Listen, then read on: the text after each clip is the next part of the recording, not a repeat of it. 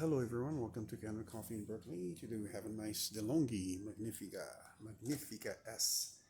So this came dead to the shop, and the problem was that an old brew unit had to be switched and also was plugged inside out. We unclogged it, deep cleaned it and descaled it as well, back flushed and ready to go. Let's brew a shot.